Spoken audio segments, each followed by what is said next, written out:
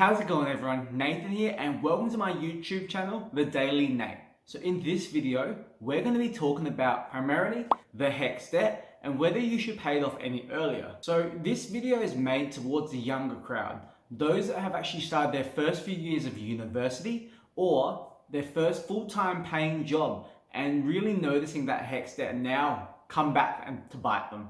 So when it comes to going to university, most people don't really even care about any type of debt. They just understand they've made it through the hardest years of their life, year 12, and now they're starting their first few years of university. So when it comes to going to lectures, tutorials, you don't even worry about that because you want to go drinking with your friends. You want to experience that kind of college lifestyle. But now starting your first few years of work, you realize that you have to be paying off this debt, and which is why I wanted to create this video so that people can actually understand a bit more about where this comes from, why does it keep going up, and just all the niggling questions of whether you should pay it off earlier because it is classified as debt.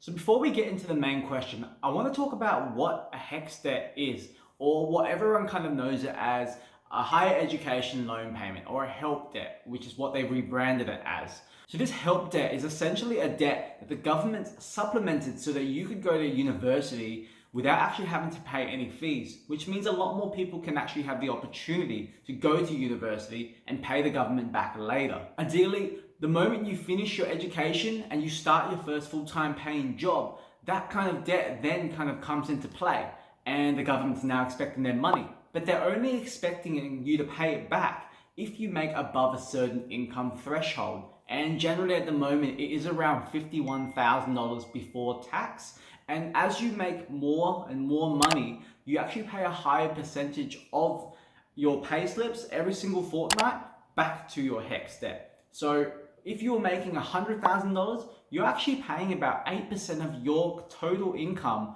back to the government to pay off that HECS debt. And all of this happens in the background. You don't have to go through and you don't have to line up in any lines to make sure that it goes through. All of it's actually taken immediately from your payslip, so you don't even have to really worry. Now, when you hear the word debt, you hear every single person, every single parent saying, don't have debt, pay it off, live your life debt-free.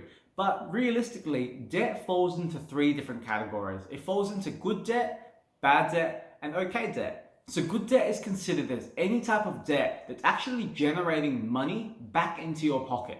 Okay debt is debt that can just linger. It doesn't actually do anything for you, but it doesn't have anything bad. No sort of bad repercussions come from having okay debt. And when it comes to having bad debt, that's something like having a credit card where, for example, you're incurring a 20% interest rate on all of that debt and it compounds on itself. So the longer you don't pay it, the bigger it gets over time. So a HECS debt is actually classified as okay debt. So realistically, it's not as bad as a credit card loan where you actually have to incur a 20% interest rate, and it's not as good as anything that makes you money, so an investment property, because it's not actually generating you any income.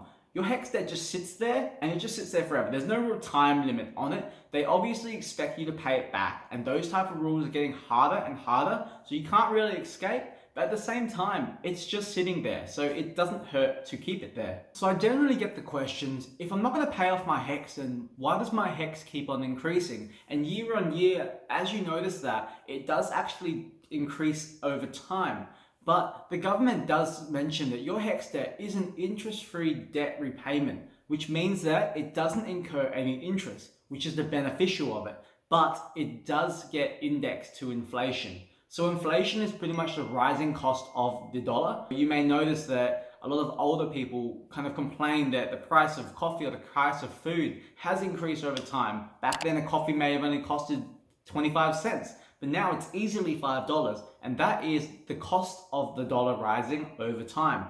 So even though your HECS debt doesn't actually incur any interest, you could leave it there for as long as possible, doesn't even incur a single dollar of interest, which compared to a credit card loan, you could have $1,000 in debt and 20% of that $1,000 keeps on jumping and topping up over and over again until it becomes a massive debt. So it's good to actually understand that this really does make your HELP and your HECS debt a really good type of debt compared to a credit card loan because you aren't incurring any interest and there's no time that's lagged that actually you have to repay the debt. So it could be 20 years down the line and you could still have this HECS debt. Obviously, you do want to pay it eventually because it is a form of debt, but there's no rush. So then we really get to the juice of it all. Should you pay your HECS off any quicker? If you had, for example, $10,000 just lying there and you figured, I do have a $30,000 HECS debt, maybe I should pay it off a bit earlier, because people always say bad debt or any debt is bad, so you do want to get rid of that. I'm kind of here to tell you and trying to take a look at all the different potential opportunities you have. Once again, we've talked about this HECS debt as being an interest-free debt, which means it doesn't incur any interest. So what this means at the same time is that $10,000, if it's put in there, the only thing that's going to be beneficial is that it's actually going to reduce the amount that's indexed to inflation. But that $10,000 could be put to so many different areas of better use, more higher growth, a lot more bang for buck. This could be, for example, it could be saving for a home, it could be placed into the stock market, it could be used to start a business. All of those other opportunities is obviously going to get you a much bigger rate of return. So if you had $10,000 in your bank account and you didn't know where to go with it and you were thinking maybe just pay off the HECS, let's just go through the numbers. Let's say you used that $10,000 and popped it into your HECS debt. From a $30,000 debt, you now drop it down to $20,000.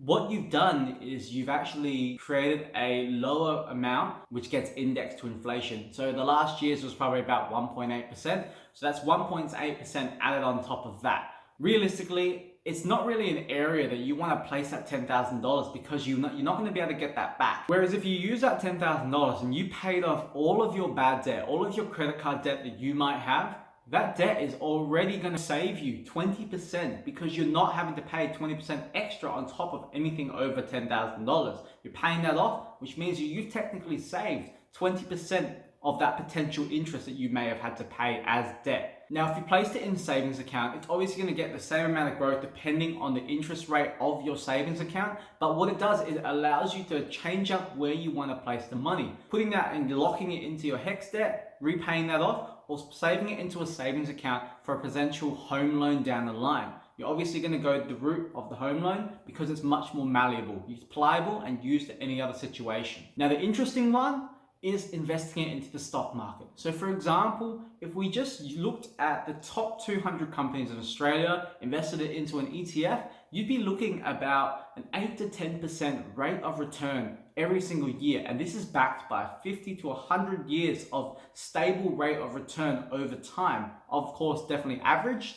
But if you were to put that $10,000 into the stock market every single year or the first year, within that first year, based on the previous data, you would actually have 8% growth, which is about $800. So if you place that into your HECS debt, you probably will only save about $100, $200, but placing that $10,000 into the stock market is going to bring you a much higher rate of return. And lastly, using that $10,000 to start a business is obviously going to bring you one of the biggest returns that you probably could. It's going to be tough, and it's most likely the toughest decision because it's a form of active investment. You're going to spend a lot of time on it, but by having that initial $10,000 cash injection, it's going to take you a lot further than if you started with simply $200 or $300 because all your money was locked in the repayments to the government. So the answer to the niggling question, do not repay your HECS debt earlier than you should. Just let the initial money come through, and if you do make over 50 grand, let that money go out. It's just going to be automatic and you can't really stop it.